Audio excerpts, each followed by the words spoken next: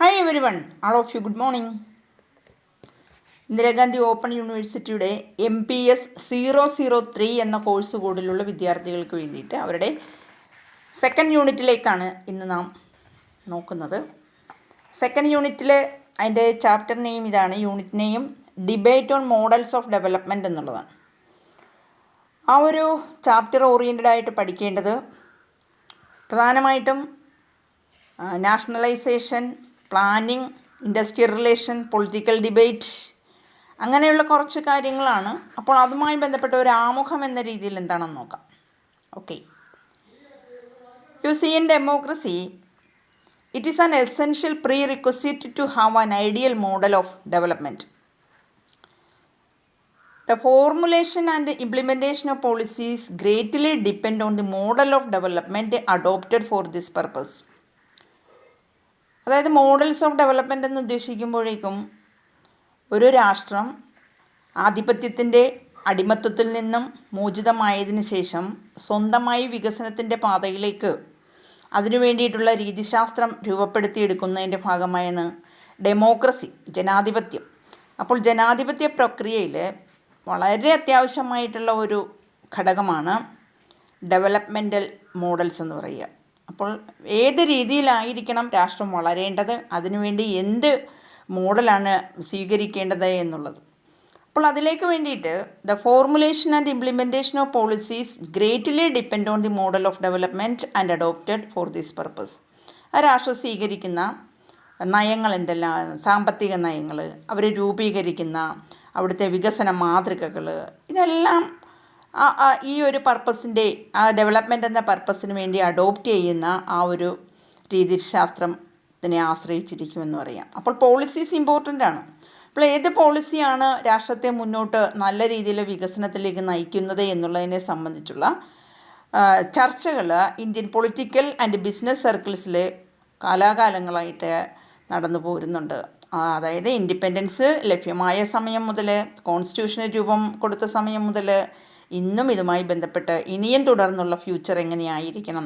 അപ്പോൾ future course of Indian development എന്നുള്ളതാണ് ചർച്ചാ വിഷയം. So the point is that several debates took place in Indian political and business circles about the time of independence and constitution making in India on the future course of development of India.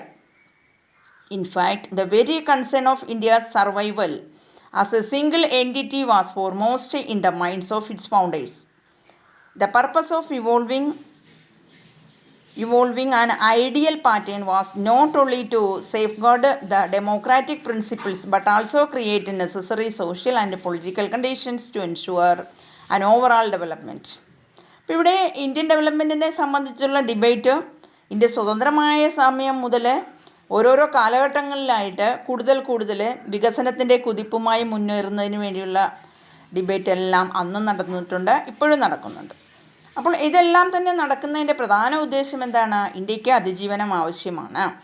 ഇന്ത്യക്ക് future course of development എന്ന രീതിയിൽ India എന്ന ആ ഒരു രാഷ്ട്രത്തിന് രൂപം കൊടുത്ത political നേതാക്കന്മാർ അപ്പോൾ ഇത് ഇന്ത്യയായിട്ട് സ്വതന്ത്രമായി നിൽക്കുന്ന ഒരു സിംഗിൾ എൻറ്റിറ്റി എന്ന രീതിയിൽ അതിനെ രൂപപ്പെടുത്തി നിലനിർത്തുന്നതിന്, അപ്പോൾ അതിനു വേണ്ടിയുള്ള വികസന മാതൃകകൾ എന്തായിരിക്കണം, ഇങ്ങനെയുള്ള ചിന്തകളും ചർച്ചകളുമെല്ലാം നടന്നു പോന്നിട്ടുണ്ട്.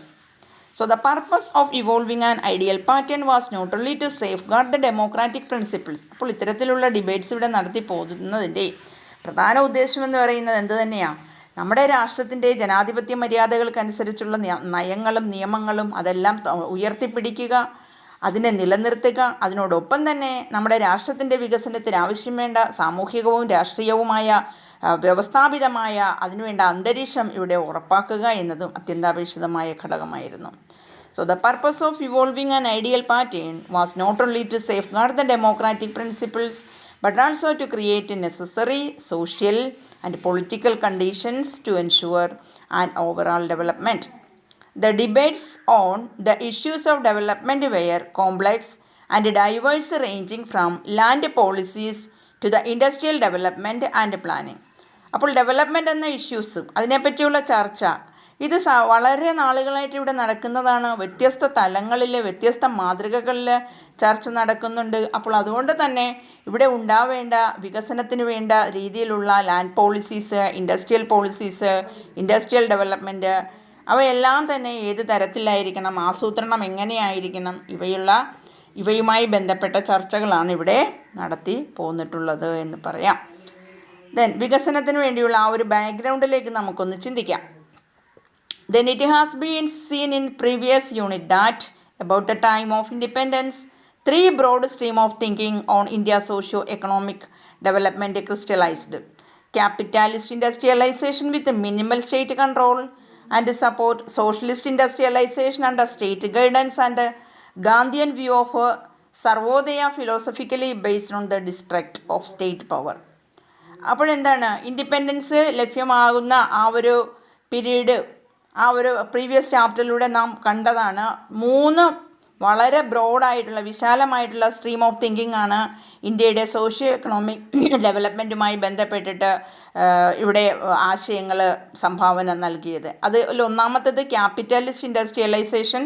അതിൽ സ്റ്റേറ്റിൻ്റെ കൺട്രോൾ മിനിമം ലെവലിൽ മിനിമൈസ് ചെയ്തുകൊണ്ടുള്ള സ്റ്റേറ്റ് സപ്പോർട്ടും കൺട്രോളും. അതുപോലെ സോഷ്യലിസ്റ്റ് ഇൻഡസ്ട്രിയലൈസേഷൻ, അത് സ്റ്റേറ്റിൻ്റെ ഗൈഡൻസിലും സ്റ്റേറ്റിൻ്റെ നിയന്ത്രണത്തിലും എന്ന രീതിയിലുള്ള പോളിസി ഫോളോ ചെയ്യണമെന്ന്. പിന്നീട് ഗാന്ധിയൻ വ്യൂ ഓഫ് സർവോദയ, അത് താത്വികമായിട്ട് പ്രധാനമായിട്ടും സ്റ്റേറ്റിൻ്റെ പവറിൽ ഡിസ്ട്രക്റ്റ്, വെറുപ്പ് പ്രകടിപ്പിച്ചുകൊണ്ടുള്ളതുമാണ്. Gandhian view of Sarvodaya philosophically based on distrust on state പവറിൻ്റെ ആ ഒരു രീതിശാസ്ത്രത്തെ എന്താ പറയുക, ഡിസ്ട്രസ്റ്റ് എന്ന് പറഞ്ഞിട്ടുണ്ടെങ്കിൽ സ്റ്റേറ്റിലാണ് എല്ലാം എന്നുള്ള ആ ഒരു, അത് സ്വാതന്ത്ര്യവും അധികാരവും എല്ലാം സ്റ്റേറ്റാണ് എന്ന ചിന്തയ്ക്ക് ഡിസ്ട്രസ്റ്റ് പ്രകടിപ്പിച്ചുകൊണ്ട്, എതിർപ്പ് പ്രകടിപ്പിച്ചുകൊണ്ടുള്ള ചിന്താഗതിയാണ്. അപ്പോൾ ഇതൊക്കെയായിരുന്നു ആ ഐഡിയോളജി എന്ന് പറയുന്നത്. 3 തരത്തിലുള്ള ഐഡിയോളജിയാണ് ആ ഒരു ഡിബേറ്റിലൂടെ ഉയർന്നു വന്നത്. Then the ideological debate was complicated by the political and economic problems arising out of the Second World War and partition of the country. Thus, the question of control over food supply that had been imposed during the war became critical for a country that had just lost the richest food-producing provinces to Pakistan and had been inundated by a huge refugee influx. അതായത് ideological debate ഈ 3 രീതിശാസ്ത്രങ്ങളിൽ അധിഷ്ഠിതമായിട്ടുള്ളതായിരുന്നു. അപ്പം ഇത്തരത്തിലുള്ള ഈ 3 ideological ആയിട്ടുള്ള കാര്യങ്ങൾ അത് political and economic problems എന്ന രീതിയിൽ ചിന്തിച്ചപ്പോഴേക്കും, അതിൻ്റേതായ രാഷ്ട്രീയവും സാമ്പത്തികവുമായ വശങ്ങളിലേക്ക് ചിന്തിച്ചപ്പോഴേക്കും അത് വളരെ സങ്കീർണത ഇവിടെ ഉളവാക്കിയിട്ടുണ്ട് എന്നാണ് പറയുക. കാരണം ആ കാലയളവിൽ ഉണ്ടായ സെക്കൻഡ് വേൾഡ് വാർ, അതുപോലെ രാജ്യത്തിൻ്റെ വിഭജനം, ഇതെല്ലാം വലിയ പ്രശ്നങ്ങൾ തന്നെയായിരുന്നു ഇവിടെ സൃഷ്ടിച്ചിരുന്നത്. അതുകൊണ്ട് തന്നെ ഇവിടെ the question of control over food സപ്ലൈയെ നിയന്ത്രണം, ഫുഡ് സപ്ലൈയുടെ മേലുള്ള ഒരു നിയന്ത്രണം. കാരണം എന്തെന്നാൽ യുദ്ധാധിഷ്ഠിതമായ ഒരു അവസ്ഥ വന്നു ചേർന്നപ്പോഴേക്കും ഇവിടെ ജനങ്ങൾക്കെല്ലാം തന്നെ, നിലവിലുള്ള ജനങ്ങൾക്കെല്ലാം തന്നെ ഭക്ഷണത്തിൻ്റെ അഭാവവും അതുപോലെ തന്നെ അതിന് അരക്ഷിതാവസ്ഥയും വന്നു. അതുമാത്രമല്ല, ക്രിട്ടിക്കലായിട്ടുള്ള ഒരു സ്റ്റേജ് രാജ്യത്തിലുടനീളം അനുഭവിക്കേണ്ട ഒരു സാഹചര്യം വന്നു. റിച്ചസ്റ്റ് ഫുഡ് പ്രൊഡ്യൂസിങ് പ്രോവിൻസസ് ഒക്കെ പാകിസ്ഥാൻ്റെ ഭാഗമായി മാറുന്ന അവസ്ഥയുണ്ടായി. അപ്പോൾ അങ്ങനെ മാറുന്ന ഒരു അവസ്ഥ വന്നപ്പോഴേക്കും ഇന്ത്യയിലുള്ള ജനങ്ങൾക്ക് അതീവമായ അരക്ഷിതാവസ്ഥ ഇവിടെ ഉണ്ടായി. അങ്ങനെ അഭയാർത്ഥികളായിട്ട് കുറേ അധികം ആൾക്കാർ ഇങ്ങോട്ട് പലായനം ചെയ്യുന്ന ഒരവസ്ഥയും, ഇതെല്ലാം രാജ്യത്ത് സൃഷ്ടിച്ച അരക്ഷിതാവസ്ഥകളായിരുന്നു. So Gandhi opposed control on moral ground. As it enhanced corruption and control was abolished. As a result, food prices rose steeply and control had to be reimposed. അപ്പോൾ ആ ഒരു സമയത്തുള്ള സിറ്റുവേഷൻ, സാമ്പത്തികവും സാമൂഹികവുമായ അവസ്ഥാവിശേഷം അരാജകത്വം സൃഷ്ടിക്കുന്ന തരത്തിലേക്ക് മാറുന്നു എന്നുള്ളതായിരുന്നു. രാജ്യത്തിൻ്റെ വിഭജനം വന്നു, യുദ്ധം നടന്നു, യുദ്ധക്കെടുതികൾ നേരിടേണ്ടതുണ്ട്, അതിന് രാജ്യം സജ്ജമാകേണ്ടതുണ്ട്. അതുകൊണ്ട് തന്നെ ഗാന്ധിജി മോറൽ ഗ്രൗണ്ടിൻ്റെ ഒരു ധാർമ്മികമായ വശം ബേസ് ചെയ്തുകൊണ്ട് തന്നെ ഗാന്ധിജി ഇവിടെ നിലവിലുണ്ടായിരുന്ന പല കാര്യങ്ങളെയും ഗാന്ധിജി എതിർക്കുകയാണ് ചെയ്തത്. എന്താണെന്ന് വെച്ചിട്ടുണ്ടെങ്കിൽ, as it enhanced corruption and control was abolished. അതായത് എതിർത്തതിന് പ്രധാനം ഇവിടെ നിലവിലുണ്ടാകാൻ സാധ്യതയുള്ള കറപ്ഷനും അതേപോലെ തന്നെ അനാവശ്യമായ കൺട്രോളും അതെല്ലാം അബോളിഷ് ചെയ്യണം എന്നതായിരുന്നു ഗാന്ധിജി എതിർക്കാനുണ്ടായ കാരണം. As a result food prices rose steeply and control had to be reimposed. അപ്പോൾ ഭക്ഷ്യധാന്യങ്ങൾ കിട്ടാനില്ലാത്ത അവസ്ഥയുണ്ടായപ്പോഴേക്കും ഭക്ഷ്യധാന്യങ്ങൾക്ക് വില കുത്തനെ വർദ്ധിക്കുന്നു. അതുപോലെ തന്നെ നിയന്ത്രണാതീതമായ രീതിയിലുള്ള കാര്യങ്ങൾ മുന്നോട്ട് കൊണ്ടുപോകാനാവാതെ, അതായത് നിയന്ത്രണങ്ങളാണ് എല്ലായിടത്തും എന്ന രീതിയിൽ കർശന നിയന്ത്രണങ്ങളും ഉണ്ടാകുന്ന ഒരു സാഹചര്യമായിരുന്നു ആ ഒരു പീരീഡ് എന്ന് പറയുന്നത്. അപ്പോൾ ഈ ഒരു ആശങ്കാകുലമായ ആ അവസരങ്ങളായിരുന്നു, അല്ലെങ്കിൽ ആ ആശങ്കാകുലമായ ഒരു കാലഘട്ടമായിരുന്നു. ഇതിനെ മറികടക്കണം. കൺഫ്യൂസിങ് ഓവർലാപ്സ്, ഇതിനെ മറികടക്കാനായിട്ട് എന്ത് ചെയ്യാൻ പറ്റുമെന്നുള്ളതിനെ പറ്റിയാണ് ഡിബേറ്റ് വീണ്ടും വരുന്നത്. The 3 broad streams of thinking mentioned above were not clearly demarcated from each other. അപ്പോൾ 3 ബ്രോഡ് ഐഡിയാസ് പറഞ്ഞു. ഏതൊക്കെയായിരിക്കണം, എങ്ങനെ, എന്താണ്? ഒന്ന് ക്യാപിറ്റാലിസ്റ്റ് എക്കോണമിയാണ്, ഒന്ന് സോഷ്യലിസ്റ്റ് എക്കോണമിയാണ്, ഒന്ന് രണ്ട് കൂട്ടർക്കും മിക്സഡ് എക്കോണമിയുടെ ഐഡിയാസിലേക്ക് വരുന്നതാണ്. അപ്പോൾ കൺഫ്യൂസിംഗ് ആണ്. ഇതിൽ ഏതാണ് ഇന്ത്യ സ്വീകരിക്കേണ്ടത്, ഏത് തരത്തിലുള്ള എക്കണോമിക് പോളിസി ബേസ്ഡ് ആയിരിക്കണം ഇന്ത്യൻ രാഷ്ട്രമെന്നത്. So no Indian political leader was more committed to be the poorest of the poor than Gandhi. അപ്പോൾ ഇന്ത്യയിലെ ഒരു ലീഡറും ഒരുപാട് അങ്ങോട്ട് ഗാന്ധി തന്നെ എങ്ങനെയുള്ള ഒരു മനുഷ്യനായിട്ടുണ്ട്. സാധാരണത്വത്തിൽ സാധാരണക്കാരനായി ജീവിച്ചു പോന്നിരുന്ന മനുഷ്യനാണ്. അതിലും സാധാരണക്കാരനായിട്ടുള്ള ഇവിടെ ഒരു ഇന്ത്യക്കാരനെന്ന് പറയാനായിട്ട് ആരും തന്നെ ഉണ്ടാവില്ല എന്നുള്ളതാണ്. This placed him close to socialist position. അതുകൊണ്ട് തന്നെ സാധാരണക്കാർക്ക് അനുയോജ്യമായ നിലപാടുകളാണ് ഗാന്ധി സ്വീകരിക്കുന്നത്. അതുകൊണ്ട് നമുക്ക് വേണ്ടത് സോഷ്യലിസ്റ്റ് പൊസിഷനാണ് എന്ന ധാരണയും എന്ന അഭിപ്രായവും അവിടെ വരുന്നുണ്ട്. But no Indian had a great distrust for the state power than Gandhi and this made him morally opposed to state control of economic activities. അപ്പോൾ ഗാന്ധിയെ പോലെ സർവ്വസാധാരണമായി സാധാരണക്കാർക്ക് വേണ്ടി നിലകൊള്ളാനായിട്ട് കഴിയുന്ന അദ്ദേഹത്തിന് അപ്പുറമായിട്ട് അവിടെ ഒരാളുണ്ടാവില്ല. അതുകൊണ്ട് ഒരു ഇന്ത്യൻ രാഷ്ട്രീയ തലത്തിലേക്ക് ചിന്തിക്കുമ്പോഴേക്കും ഗാന്ധിജിയെ തന്നെ ആയിരിക്കണം, അല്ലെങ്കിൽ ആ ഒരു സ്റ്റേറ്റ് പവർ എന്ന് പറയുന്നത് ഗാന്ധിജി അല്ലാതെ മറ്റാരും ആവരുത്.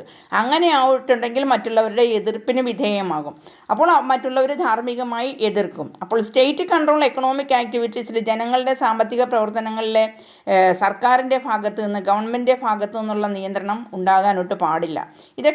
ഇങ്ങനെയൊക്കെയുള്ള ആശയങ്ങളാണ് അവിടെ ഷെയർ ചെയ്യപ്പെടുന്നത്.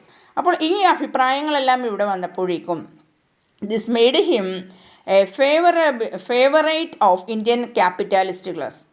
അപ്പോൾ ഇത്തരത്തിൽ ഗാന്ധിയാണെങ്കിൽ മതി, അല്ലെങ്കിൽ വേണ്ട, ഇങ്ങനെയുള്ള ചിന്താഗതികളൊക്കെ വരികയാണ്. സോഷ്യലിസ്റ്റ് ഐഡിയാസ് മതി എന്നൊക്കെ രീതിയിൽ ആശയങ്ങൾ വന്നെങ്കിലും പിന്നീട് സാമ്പത്തിക പ്രവർത്തനങ്ങളിൽ ആരുടെ നിയന്ത്രണം പാടില്ല, സ്റ്റേറ്റ് കൺട്രോൾ എന്ന രീതിയിൽ ഗവൺമെൻറ്റിൻ്റെ ഭാഗത്തുനിന്ന് നിയന്ത്രണം പാടില്ല എന്ന അവസ്ഥയും ആ ഒരു ആശയവും ഷെയർ ചെയ്യുന്നുണ്ട്. അപ്പോൾ അവസാനം വന്നപ്പോൾ എന്ത് പറ്റിയെന്നോ, ഇതെല്ലാം തന്നെ അനുകൂലമായി വന്നത് ഇന്ത്യൻ ക്യാപിറ്റാലിസ്റ്റ് ക്ലാസ്സിനാണ്. അപ്പോൾ അവിടുത്തെ മുതലാളിത്ത വിഭാഗത്തിന് ഇതെല്ലാം ഫേവറായി മാറുകയായിരുന്നു.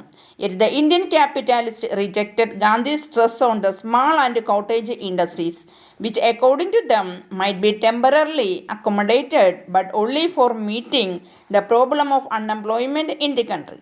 അപ്പോൾ ഇന്ത്യൻ ക്യാപിറ്റാലിസ്റ്റ് സമൂഹത്തിനെ സംബന്ധിച്ച് ചിന്തിച്ചപ്പോഴേക്കും അവർ ഗാന്ധിജിയുടെ ആ ഒരു ഐഡിയ, ഗാന്ധിജി കൂടുതൽ ഇമ്പോർട്ടൻസ് കൊടുത്തു കൊണ്ടുവന്നത് ചെറുകിട വ്യവസായ സംരംഭങ്ങൾക്ക്, കുടിൽ വ്യവസായങ്ങൾ, cottage industries, small scale industries, ഇതിനെല്ലാം ഇമ്പോർട്ടൻസ് കൊടുക്കണമെന്ന ആശയം ഗാന്ധിജി മുന്നോട്ട് വെച്ചു. പക്ഷേ ക്യാപിറ്റാലിസ്റ്റ് ആയിട്ടുള്ള ആളുകൾ മുന്നോട്ട് വന്നിട്ട് അവർ ഇതിനെ സംബന്ധിച്ച് പറഞ്ഞപ്പോഴേക്കും അവർ താൽക്കാലികമായി മാത്രമേ അത് സ്വീകരിക്കുവാനായിട്ട് തയ്യാറായുള്ളൂ. കാരണം എന്തെന്നാൽ അവിടെ കുറച്ച് ആൾക്കാർക്ക് തൊഴിലവസരങ്ങൾ അല്ലെങ്കിൽ തൊഴിലില്ലായ്മ നികത്താൻ മാത്രമേ ഇത് സഹായിക്കുകയുള്ളൂ എന്നുള്ള ചിന്താഗതിയാണ് അവർ മുന്നോട്ട് പറഞ്ഞത്. അതിനപ്പുറമായിട്ട് ഇതിനൊന്നിനും ഉപകരിക്കില്ല. The Indian capitalist rejected Gandhiji stress on the small and cottage industries which according to them might be temporarily accommodated but only for meeting the problem of unemployment in the country. രാജ്യത്തിലുടനീളം നിലനിൽക്കുന്ന അൺഎംപ്ലോയ്മെൻ്റ് എന്നുള്ള ഒരു പ്രശ്ന പരിഹാരത്തിന് ഒരു പക്ഷേ അതിന് മാത്രമേ ഇത് ഉതകുകയുള്ളൂ എന്നൊരു ആശയം അവർ ഷെയർ ചെയ്തു. ആരാണ്? നമ്മുടെ capitalist. Like the capitalist, the socialist believed in large-scale industries as the chief strategy in solving the economic problems of newly decolonized underdeveloped countries and naturally rejected the efficacy of the small and cottage industry. But unlike the capitalists, they were firm believers in state control. അപ്പോൾ ക്യാപിറ്റാലിസ്റ്റ് ഒരു ഭാഗത്ത് നിന്ന് അവർക്ക് അനുകൂലമായ രീതിയിലുള്ള ആശയങ്ങൾ പങ്കുവയ്ക്കുമ്പോൾ ഇപ്പുറത്തെ മറ്റൊരു സൈഡിൽ നമ്മളുടെ സോഷ്യലിസ്റ്റ് ചിന്താഗതിയുമായി നിൽക്കുന്ന കുറേ പേരുണ്ട്. അപ്പോൾ ക്യാപിറ്റാലിസ്റ്റിനെ പോലെ തന്നെ സോഷ്യലിസ്റ്റ് വിശ്വസിച്ചിരുന്ന കാര്യം എന്തെന്നാൽ രാജ്യത്തിനുള്ളിൽ ഉണ്ടാകേണ്ടത് വൻകിട വ്യവസായ സ്ഥാപനങ്ങൾ ഉണ്ടാവണം. ആ വൻകിട വ്യവസായ സ്ഥാപനങ്ങൾ ഉടനീളം പ്രവർത്തിക്കുകയാണെങ്കിൽ അതൊരു മുഖ്യ സ്ട്രാറ്റജി ആയിട്ട് നമ്മുടെ സാമ്പത്തിക പ്രശ്നങ്ങൾ പരിഹരിക്കുന്നതിനുള്ള വഴി തുറന്നു തരും.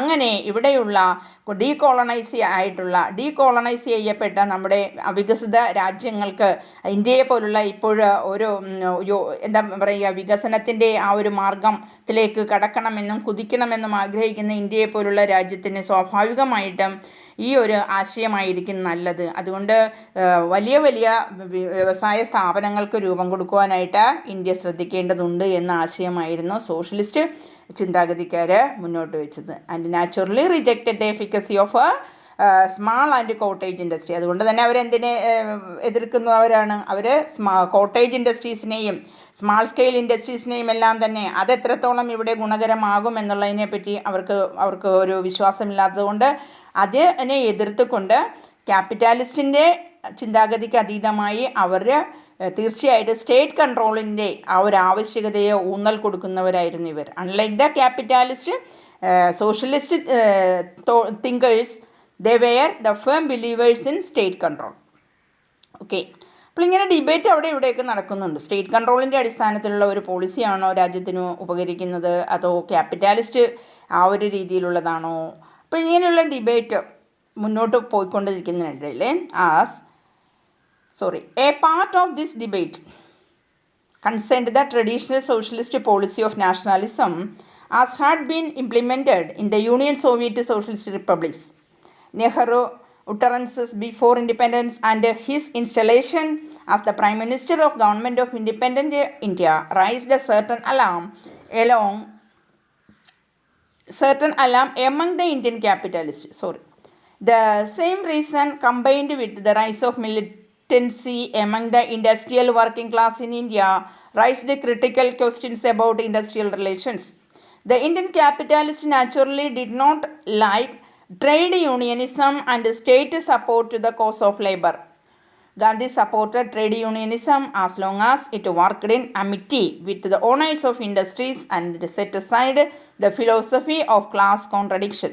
The socialist doctrine was based on class contradiction.